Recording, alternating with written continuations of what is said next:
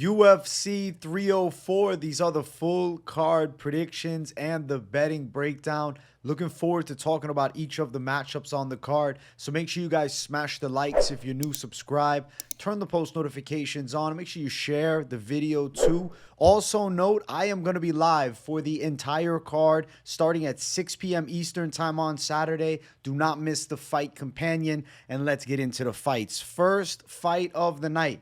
Modestas Bukauskas versus Marcin Prachnio. I'm going to be picking Modestas Bukauskas to get Prachnio because he's better with his hands. Prachnio is relatively good with his kicking skills, and he's a bit awkward. He comes from like the karate striking base, so he darts in and out of range relatively well, but he's a little clunky. He's not one of the fastest guys, and I think with the hands a bit low, Bukauskas can get some punches off.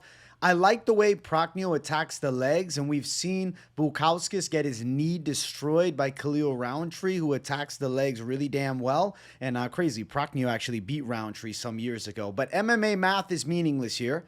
Prachnio beat a crappy version of Roundtree, not the Roundtree that Bukauskas fought.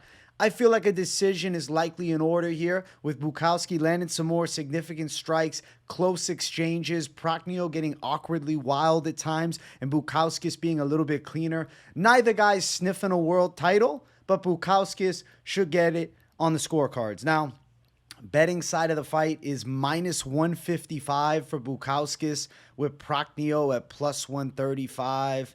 Over 2.5 at minus 210. I think it's relatively likely that we see this thing go long. I'm thinking over. I'm thinking decision for Bukauskas, maybe 2-1. The reason I'm picking him, he's a little bit more clean with his boxing. He's a better puncher than Prachnio, and I don't think there's like a crazy gap in the skill set difference as far as the kicks go. So I'm going to go with Bukauskas. He'll get it on the cards over Prachnio to start the night off. Next fight on it, we have Shauna Bannon versus Elliott Ardelean. I'm going to go with Shauna Bannon, and odds have actually not been released for this fight. I couldn't find them anywhere. I have to go with a girl that has more trending upside potential, but Elliott has a lot of things to like about her. And if she's like, a crazy ass underdog, it's not insane to lightly sprinkle it. But she has the OnlyFans curse against her, which is not a good sign. Her two notable opponents that she fought, she lost against both. She was armbarred by Dana Belbita, and she was destroyed on the ground by Wei Li and rear naked choked. Now, she does have relatively good striking, pretty good boxing. Her flurries are nice. And she did land some shots against a younger version of Wei Li, which it was a long time ago. It's actually her last pro loss, but she may be on an unofficial 7-fight win streak. She had 2 fights on a reality TV show. Opposition, though, alongside of everything, is pretty subpar. I mean, a 2-0 fighter is essentially her biggest win. 3-0 fighter back 6 years ago.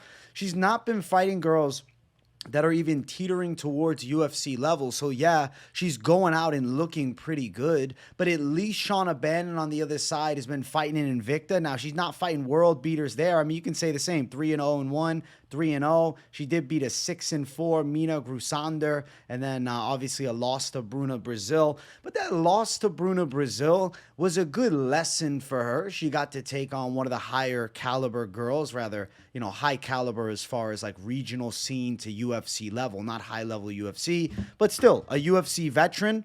And I think that Shauna Bannon's just good enough to win this. She's a crafty vet, experience as an amateur. You might say vet, but she's only 5-1. She's done a lot of amateur fights. She's been consistently competing. I feel like the Irish ladies got this thing. I don't know. I think the bouncy kickboxing, the taekwondo base, the striking from range should be a little more precise. I think this fight will be relatively competitive. I don't think it's a complete washout. I'd say Ardelean is live. She has pretty good hands, but I don't think she's ready for that next shift of the tide turn, especially coming in on real short notice. I'm not so sure she even makes weight I'm picking Shauna Bannon, but I would not bet on Shauna Bannon. I don't know what the odds are going to look like, but I would stay away from betting on her. If you are considering you want to be a degenerate and you have to bet this fight, Ardelean, if she's like plus 400 as an underdog, she's in the fight. I mean, she's live. Her punches are good. She's got things to like about her. It's just inconsistent career. Has been fighting high-level opposition. Like, you can say, yeah, but the records suck also on the side of, who Bannon's been fighting. But, I mean, Invicta FC has a higher level of competition, on a regular basis as opposed to, like, a UFT where she's somehow getting away with fighting an 0-3 fighter when she's 8-5 as a pro leading up to that fight. You get what I'm saying? So, Shauna Bannon should win. Don't know what the odds are. We'll find out soon. Expect her as a favorite, but definitely not into the betting side. But would be good to see her get a win. Next fight on the card, we have Sam Patterson versus Kiefer Crosbie.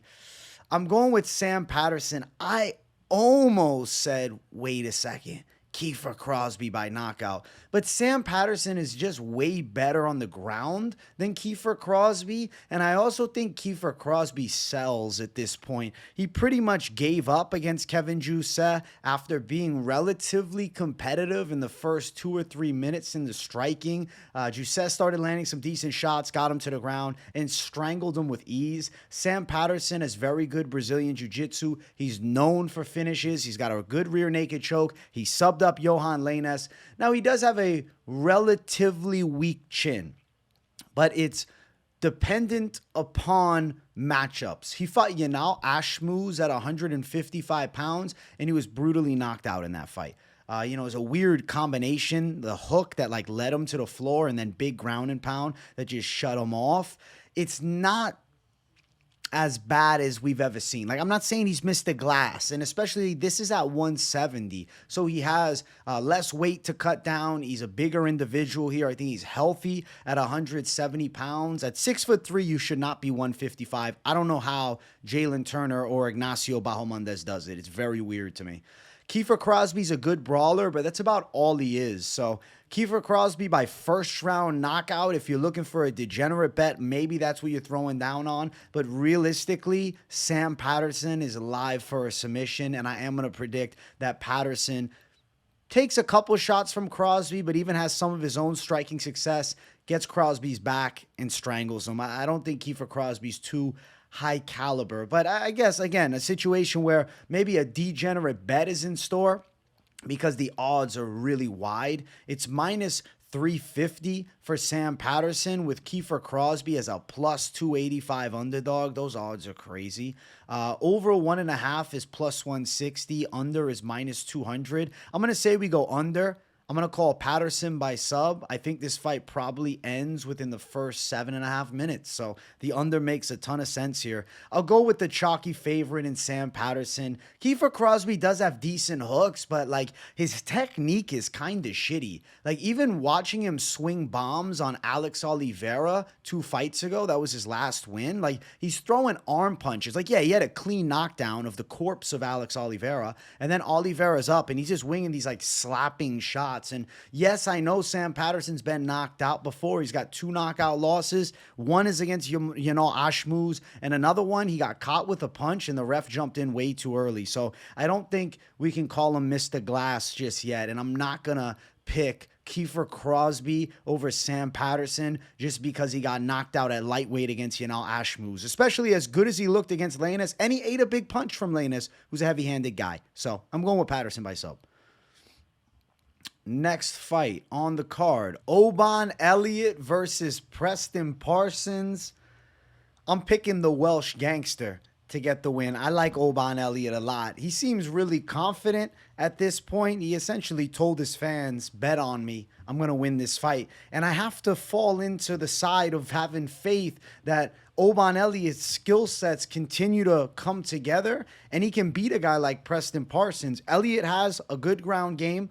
but he definitely has nastier kicking skills than Preston Parsons. Parson has relatively good wrestling, and he does end up in top position in a lot of his fights. But I think Oban Elliott has the grappling skills to stifle Parsons' wrestling, and I feel like Elliott could have a chance to threaten in dominant position. Now, I'm not going to go out on a whim and pick finish here for Oban Elliott because I think Preston Parsons is pretty game, and Oban Elliott's been getting a lot of decision wins. But I am going with Oban Elliott to get his hand raised. I think he can land some stinging body kicks.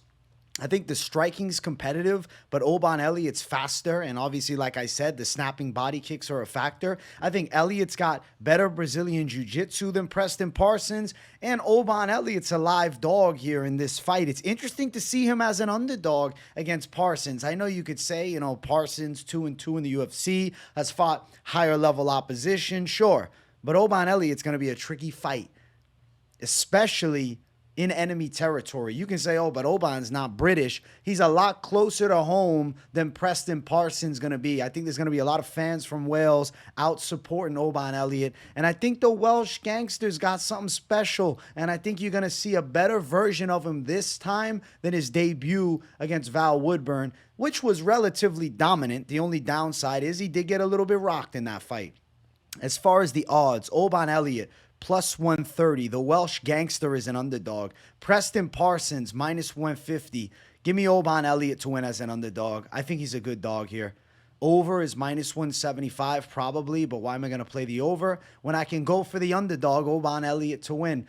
His jiu-jitsu skills are pretty solid. His speed on the feet is definitely there. I think he's cleaner with the stand-up than Preston Parsons, and I think he can deal with Parsons, who's a relatively physically imposing guy. But I think the slickness of the jiu-jitsu that Elliott has and the grappling transitions will stifle Parsons. I could see Oban Elliott taking his back. If Elliott gets a win by submission, the crowd's going to go nuts. I'm going to pick Oban Elliott, the Welsh gangster, as an underdog to beat Preston Parsons in this fight, and I'm pretty damn excited to see it. I could see him getting it on the scorecards. More than likely, that would be the method of victory. Parsons is relatively good on the ground, brown belt in jiu-jitsu, and does have a good amount of submission wins, but he's never fought Oban Elliott before, so we're going with the Welsh gangster in this fight. Let's go. Next fight on the card, we got Mick Parkin versus Łukasz Brzeski. I'm going with Mick Parkin, even though he never impresses me. He has yet to impress me in any UFC fight. I thought, okay, you know what? Mick Parkin's going to start turning up. He's fighting Kyle Machado. Maybe he'll get a knockout. He's fighting Mo Usman. Maybe he can put it on him. Nah, he's a decision winner.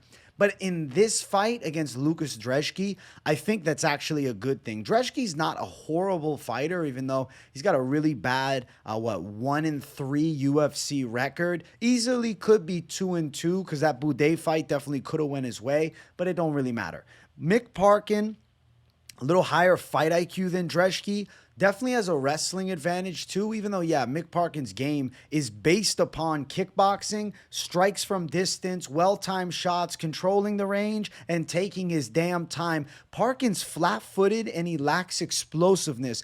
I think that those attributes are going to be two major factors why he will stumble as he moves into the upper echelon of the UFC heavyweight division. But against these bottom-of-the-barrel heavyweights, Mick Parkin's going to be pretty good to go. And in this fight against Łukasz Brzeski, expect him to get some takedowns. Brzeski has pretty horrible wrestling. Walter Walker was out of gas and still was able to take Łukasz Brzeski down. So I got to go with Mick Parkin. I'm going to say he wins a decision. I feel like that's the method of victory. Brzeski's got decent hands. Like, he can throw some solid combinations. He rips to the body and head pretty damn well. He's not a horrible fighter, but I do believe that Mick Parkin, better fight IQ, better gas tank, and just more of a proven winner. So I'm going with the undefeated Mick Parkin to move to 10-0 at home in England. As far as the odds, minus 254, the favorite for Parkin. Brzeski plus 214, the underdog. Give me Mick Parkin for the win. And we should probably be going long. Over 2.5, minus 180. Most likely it's over 2.5. unless Mick Parkin somehow has developed some explosiveness or somehow has some sneaky jiu-jitsu skills that we just don't know about yet. I don't think so. I think Mick Parkin controls pace, controls range, lands takedowns when he needs, and gets a decision win. Łukasz Brzeski, to be honest, he could be 0-4 in the UFC. That Walter Walker fight was close, and both guys looked horrible. So give me Mick Parkin for the win. I'm picking a decision, and, betting side, I think we're going over. But the fan side in me, please, Mick Parkin, get a finish. Please get a finish. Show the evolution and find a finish against Łukasz Brzeski. Please. We'll see what happens. Let's keep running. Our next fight on the card, we got Loughran versus Jake Hadley. Jake Hadley's stepping in on short notice to take on Loughran, and this is going to be a difficult short notice fight for him. He's replacing Ramon Tavares, who actually would have been a pretty fun fight for Loughran, and I'm going with Loughran. I have to pick him. How can I not pick the dwarf Brock Lesnar from Ireland to get a W over Jake Hadley, who is a former UFC flyweight and is a UFC flyweight, but he's taking this fight on short notice, and that's why he's moving up in weight. Loughran is physically impressive, very physically strong, good pressure style, stinging punching power, pretty accurate, rips to the head and body pretty nicely, moves his head fairly well too, and he definitely has some good power for a guy at 135. On the opposite side, Jake Hadley's a decent southpaw. He's got a very wide stance. Normally has good striking mixed in with good grappling. He's not a bad fighter at 125 pounds. His losses are against guys that are pretty good. Cody Durden, Charles Johnson, Alan Nascimento. Very respectable losses. But I still think Loughran's going to have a big power advantage, big physicality advantage. If you look at Jake Hadley against a Charles Johnson, the reason that he was able to go distance and not get knocked out in that fight is because he was able to grapple, he was able to hold, he was able to buy time. Loughran is going to have a physicality and grappling advantage. On top of that, a knockout power advantage. Jake Hadley would need to be near perfect to beat Loughran, and I think the odds of that are extremely slim, and that is why I'm picking Loughran not only to win, but I'm actually going to say Loughran can get a knockout of a short notice Jake Hadley. Hadley's been dropped in the UFC, never knocked out yet in the UFC. Loughran has a really good ground and pound, very strong from top position. I think he could hurt Hadley on the feet a bit, get it to the mat, and beat him up from top. So I'm going with Loughran for a ground and pound stoppage. Loughran is minus 244 as the favorite over Jake Hadley, who's plus 209. Odds make a bit of sense here. Under 2.5 would be plus 200. I think Loughran can get a finish. I know he didn't finish Angel Pacheco. I know that, he lost his debut against Taylor Lapilus, who's really good. But he's a finisher, man. He had wins, his last, 3 out of his last 4 wins. Ground and pound stoppages, knockout wins. You can't doubt Loughran's power. He definitely has it. And against a guy like Jake Hadley, who's coming up, who I honestly have always felt is a bit overrated, I think Loughran's good to go. So give me Loughran, ground and pound, beat down. Next fight on the card, ladies going after it. Molly McCann versus Bruna, Brasil. Obvious pick, Molly Meatballs. I think she's going to knock Bruna Brasil out. I feel like she's going to bring pressure to Brasil and make her so uncomfortable. Bruna Brasil fights at a sparring pace. There's no holding of punches. I have to tell you the truth. She fights at a sparring pace. She picks her shots from the outside. She keeps away. She doesn't like to engage in fast-paced banging fights. Whereas Molly Meatballs is going to come forward and throw really hard. Clear power advantage, Molly McCann. Clear grappling advantage, Molly McCann. Clear advantage overall, Molly McCann. The power of being a savage, Molly McCann. Where does Bruna Brasil win this fight? She only wins this fight if Molly McCann snaps her fucking knee at the start because she comes forward with crazy pressure, loading up with so much power by pressing on the mat and sitting on her punches that she rips something. And that's not going to happen. I'm just messing around. Molly McCann's got a clear victory in her sights, and I think Bruna Brasil's going to get knocked out. She got knocked out by Denise Gomes. She did lose a decision to Loma Lookboom. This is a different level. Molly McCann, say what you want about her at 125. I really think at 115 pounds, she's made for close to the top 15, at least top 20. And this fight against Bruna Brasil is going to be a showcase. So, yeah, we're going with Molly Meatballs by knockout. Molly McCann is minus 310 as the favorite. Makes sense that she's 3-1. Bruna Brasil is plus 260 as the dog. She will not be able to keep up. Under 2.5 rounds, plus 120. I like the under. I think Molly McCann's knocking her out. Molly McCann also could take her down and beat her up. Give me Molly Meatballs. I think she exposes Bruna Brasil and then gets a badass win. Molly McCann to get it done. Let's keep running. Next fight on the card, we have Nathaniel Wood versus Daniel Pineda. I'm going with Nathaniel Wood. Like, how is Daniel Pineda still fighting? He's almost 39. Holy shit. He didn't look horrible against Alex Caceres either. He controlled that second round. But I have to go with Wood. I know he lost to Nemov last time out, and, you know, it was a suspect loss because he was kneed the balls. Nemov grabbed the cage. There was a lot of fouls that were not called by the referees. Obviously, we're in the Middle East for that fight, and there was some bias going on for the Muslim fighter. I think Nathaniel Wood at home, thankfully, is not going to have, the referees and judges against him. I think the striking of Wood is cleaner than Pineda's. I think the grappling of Wood, this is what I'll say. He's quicker in transition and probably technically better, but Daniel Pineda is really strong. He's definitely an imposing force on the ground. He does have good submissions. He does have knockout power, but he's just past his prime. I mean, he's 28 and 15. He's a badass journeyman. That's what Daniel Pineda is. He's coming off of a decision loss to Alex Caceres. Fight before that, he beat Tucker Lutz, but Tucker Lutz is pretty bad. And then fight before that, Andre Fili was whooping him really bad, and then the eye poke. Fight before that, Cub Swanson destroyed him, and then he beat Herbert Burns, who's a quitter. Nathaniel Wood, win over Andre Fili, win over Charles Jourdain, win over Charles Rosa. I think Nathaniel Wood should get it done. It's just hard for me to pick Wood to get a finish because he's so known for getting decisions, but the way that Daniel Pineda fights and the way at times he's winging these overhands from way outside of range and leaving time for a counter strike, Wood could find the chin, especially a 39-year-old version of Daniel Pineda. But officially, I think I'll still stay on Wood by decision. But yeah, he should win. Minus 550 for Wood, Pineda plus 400. There's no money to be made on this shit.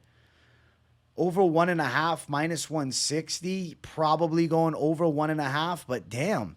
So the under is actually going to be sitting at what? If over 1.5 is minus 160, wonder what the under, excuse me, what am I saying? The under, the over 2.5, I wonder what that's at. And over 2.5 is going to probably be at plus money. I guess we'll have to wait and see. I think Wood could find a finish, like I said, but former bantamweight, not crazy powerful, is pretty precise and relatively quick. Not a specimen of power. That's just not what Nathaniel Wood's game is. He's technically sound. He picks shots well. He's very well-rounded. He's got a great gas tank. He's definitely a round-winning type of fighter. So I'm picking Nathaniel Wood to beat Daniel Pineda. I think it should be a pretty clean win. Maybe he ends up knocking Daniel Pineda out. We'll see what the knockout prop drops at, and maybe if it's worth throwing some heat down. But either way, Wood to get it done. The odds absolutely suck in this fight. Next fight on the card, it brings us to our featured prelim, Muhammad Mokaev versus Manel Kape. I'm going with Mokaev to get the win. I think he's going to beat Manel Kape. I wanted to pick Manel Kape, but wanting to make a pick and actually doing it, two different things. I love the striking of Kape. He strings his punches together beautifully. He's so clean and precise with his stand-up when he's on point. It's super impressive. He has knockout power. He picks his shots well. He has relatively good takedown defense. The thing is, Mokaev is an excellent wrestler who brings great pressure to his opponents, very quick, drops for takedowns. He shoots super fast. Now, in the striking realm, I'd say Mokaev is okay. He's decent. He's slightly better than average. Definitely not the striking level of Kape. But on the ground, Mokaev is a maestro. The way that he goes for the takedown and then is able to take the back is also very impressive, whether it's just back control against the cage or whether it's actually taking the back. Mokaev is a guy that can wrestle hard for 3 rounds. Now, Alex Perez gave him trouble in that 3rd round, and Mokaev was panic shooting in that fight, and it wasn't a great visual. But remember that Alex Perez is a good wrestler. Alex Perez does come from a wrestling base too. Manel Kape is a striker, terrifying striker. And listen, if Mokaev is tired, come round number 3, maybe Manel Kape can land a vicious punch, put him down, and finish him. I think Kape could be live for a 3rd round knockout. But I'm not going to pick Manel Kape because there's a possibility that he gets a later stage knockout. I think 75% of the time, Muhammad Mokaev's wrestling in control get him a win by decision. And that is the side that I'm going to pick. I'm going Muhammad Mokaev to get the decision win in his adopted hometown, too, of Manchester, where he's fighting out of. Mokaev is a slight favorite at -130. Manel Kape +110 as the underdog. Looking at the over, it's -225. It's probably going over. And a fight going distance is a fight Mokaev should be winning. So I'm going with superior wrestling skills, extremely good gas tank on the wrestling for the most part, obviously. We can talk about the Perez fight, but different matchup. And I think control is what leads Mokaev to victory. I love Manel Kape striking, though. I've been saying it this whole breakdown. Don't get it twisted.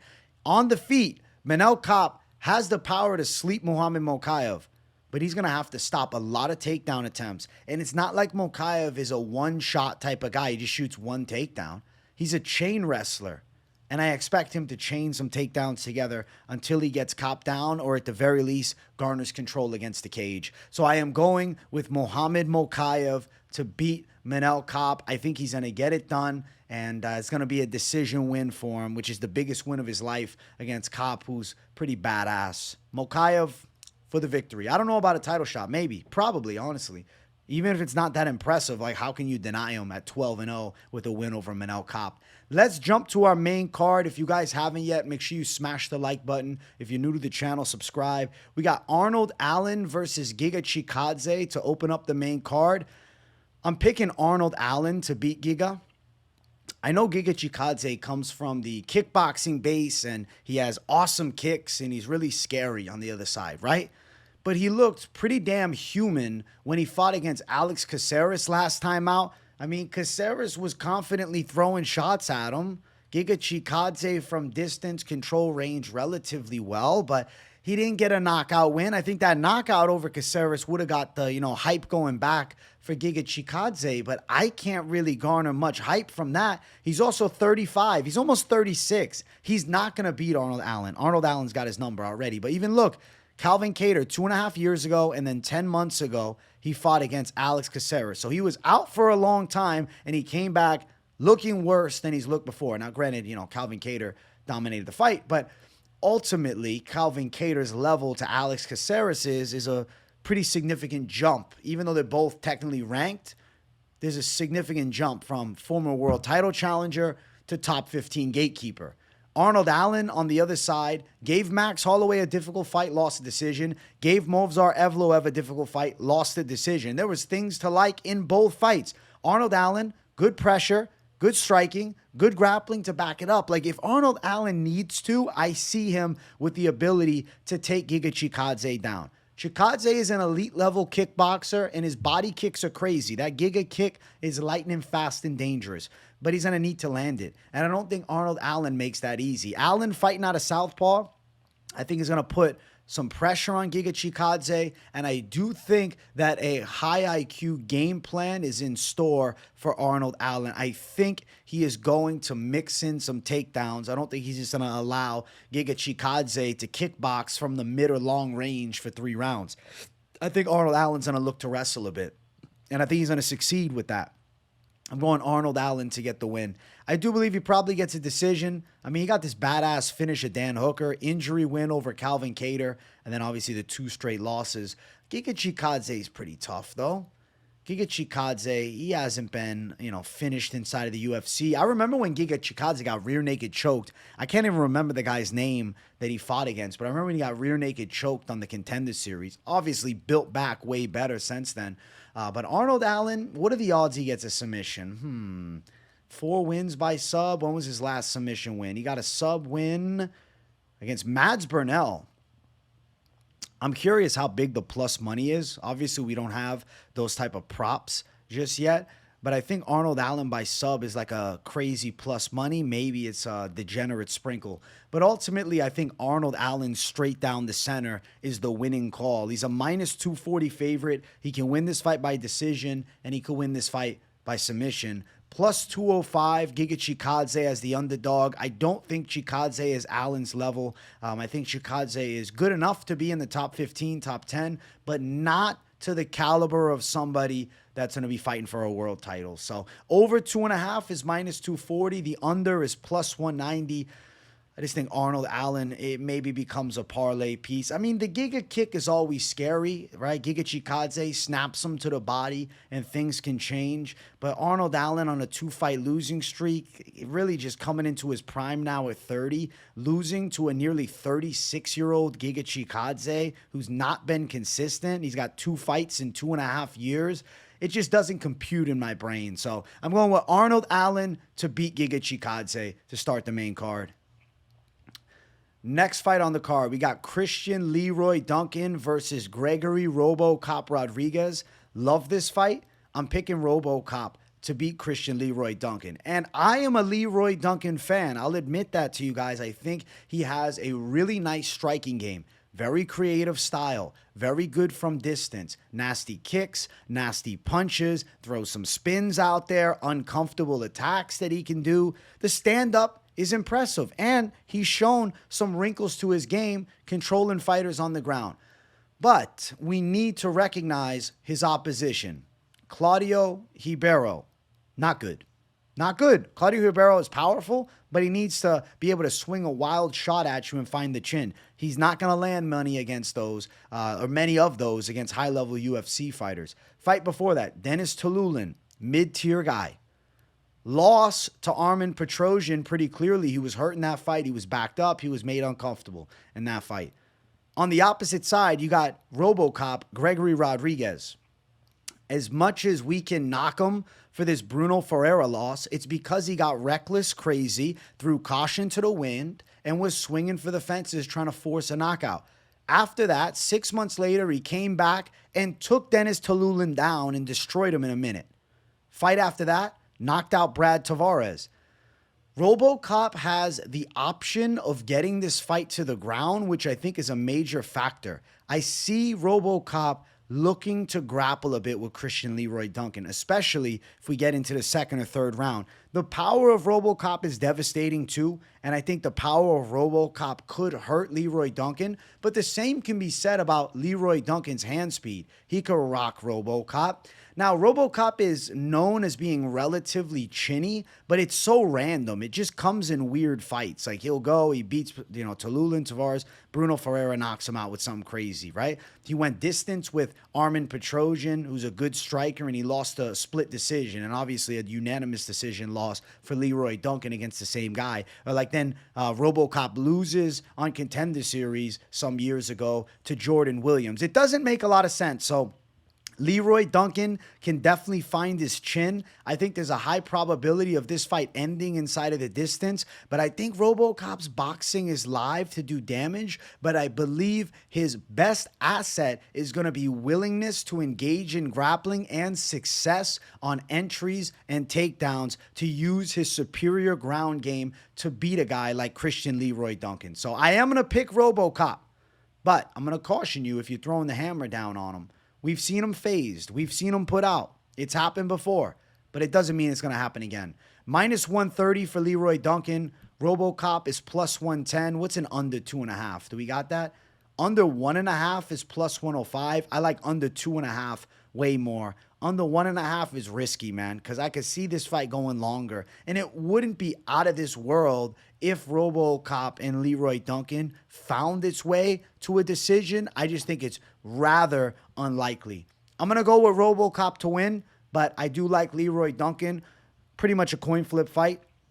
We'll see what ends up happening. RoboCop also taking this fight on short notice, filling in to Robert Brzeski, who is the original opponent of Christian Leroy Duncan. And Brzeski was a massive step down. I mean, he lost to Ihor Potieria. So this is a big jump in competition for Christian Leroy Duncan, especially in comparison to his last 2 UFC fights against the bottom of the barrel in the middleweight division. We'll go with Gregory Rodriguez to pull off the upset win. Let's jump to the next fight. Bobby Green versus Paddy Pimblett. Give me Paddy Pimblett. Oh, Paddy the baddie. If you're wondering why my voice is cracking too, it's from my 8+ hour live stream yesterday where I was freaking out like crazy for some of the damn knockouts. I think Paddy Pimblett can catch Bobby Green with a big shot on the feet. I think he can rock him. I think he can put him down. I think he can threaten with a submission attempt. I don't think it's crazy for a submission win for Paddy Pimblett in this fight. I don't think it's crazy at all. Pimblett is more primed than Bobby Green. Bobby Green keeps his hands low. He was dropped by Tony Ferguson. We've seen Bobby Green dropped in numerous fights. Got knocked out viciously against Jalen Turner. Granted, Jalen Turner is terrifying.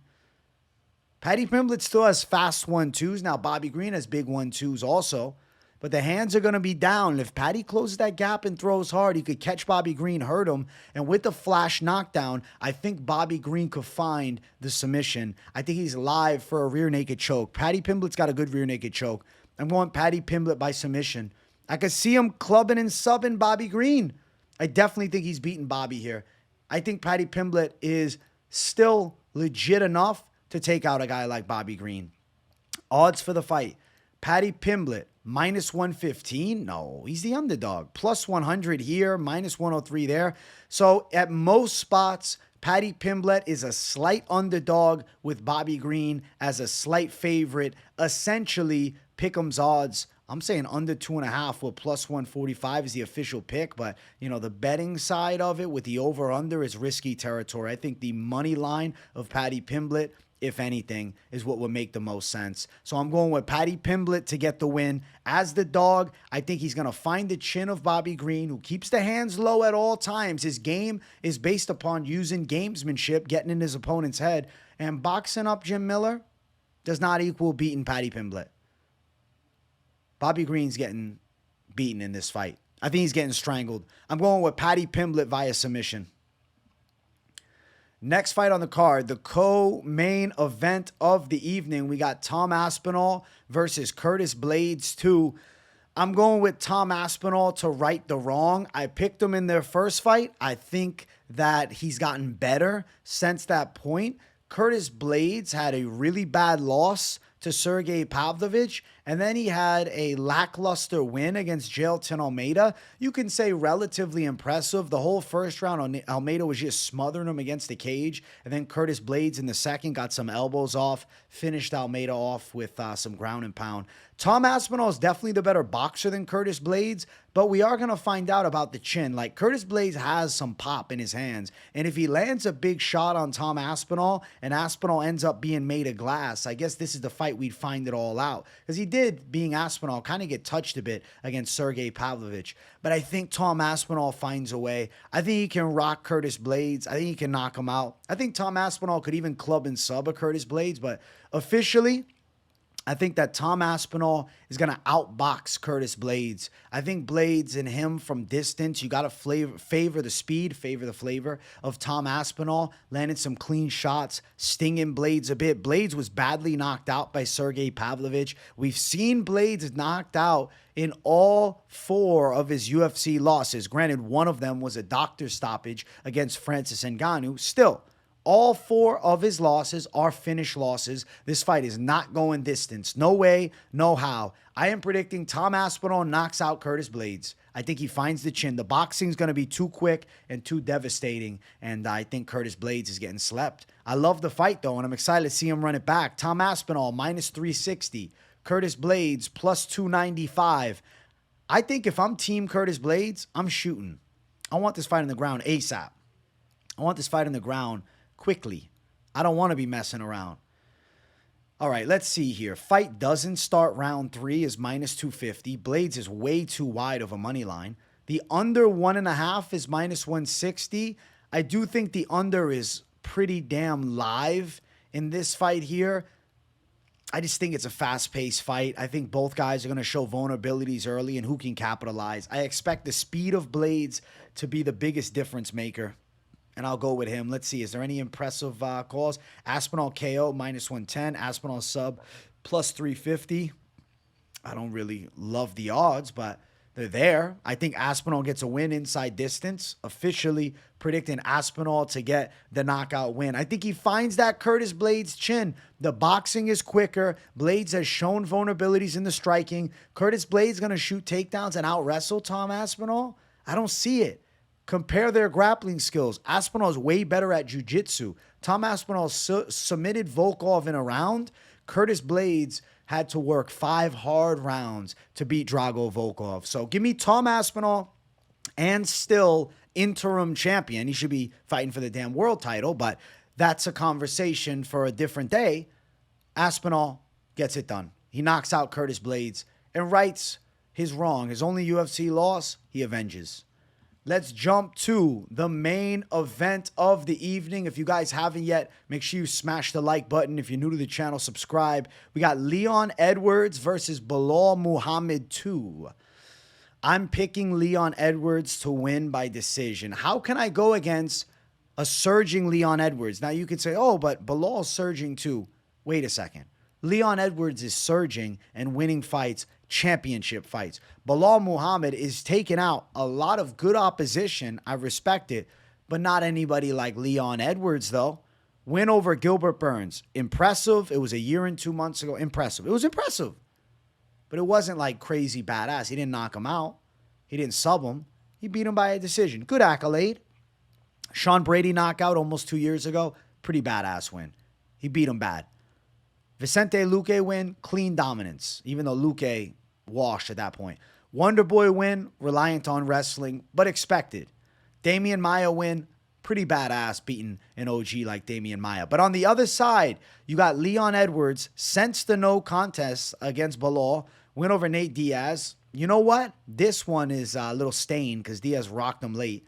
Win over Kamaru Usman in a comeback with the high kick. Win over Usman by a competitive decision. Beat Colby Covington. The striking of Leon Edwards is consistently getting better and evolving. I think he's getting cleaner and more precise as every fight goes on, alongside of very good takedown defense and even takedown offense that he can threaten with. I mean, he was controlling Usman early in their fight. On the side of Belal, you do have relatively good striking. Nasty body kicks from Belal for sure, and a 10 out of 10 gas tank with good wrestling pressure and abilities there too. He holds his ground nicely for the most part, backs opponents up, makes them uncomfortable, finds his shots, but let me tell you something. His footwork is not enough to deal with Leon Edwards' footwork and speed. Leon Edwards is going to be chopping at the legs.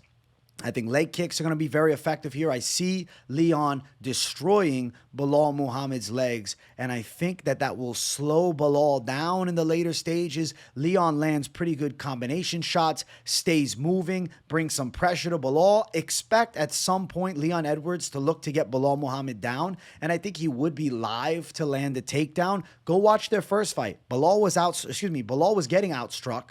Leon was out striking Belal cleanly, throwing some nice teeps to the body, kicks to the legs, touching him with big shots. And every shot that Leon was landing, it was like Belal was getting significantly hurt. Whereas when Belal landed, it's like if you threw a water bottle at my face with no water in it. Nothing was happening. There were feather shots. There's a substantial power gap difference between these two. Leon could get a knockout in this fight. He definitely could, because the way that Belal was reacting to his shots in the first fight was not good. He was looking really uncomfortable. Every shot was making him cringe and quease and oh shit. Leon's taking him like it's nothing. Light smacks. Wasn't even getting hurt. Leon Edwards is going to win this decision. I would love to see him get a knockout, but Leon Edwards, unfortunately for the fans, but fortunately for his career, is a round winner and a safety-first striking style.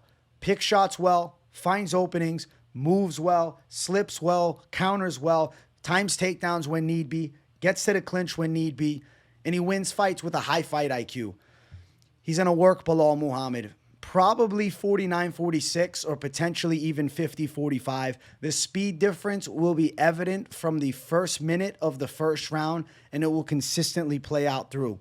Not that Belal won't hit him a couple times, not that Belal won't tie up with him a bit and threaten takedowns and maybe even land a takedown, but I think Edwards will be okay.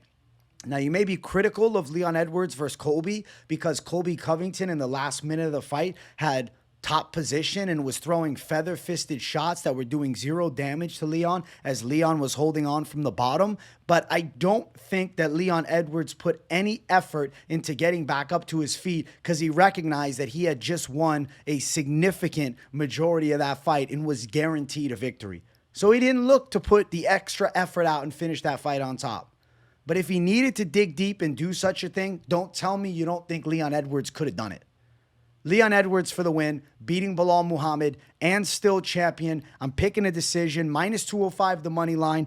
Honestly, for as good as the championship pedigree is for Leon, it could be wider. It could be minus 300. Belal is plus 175 as the underdog.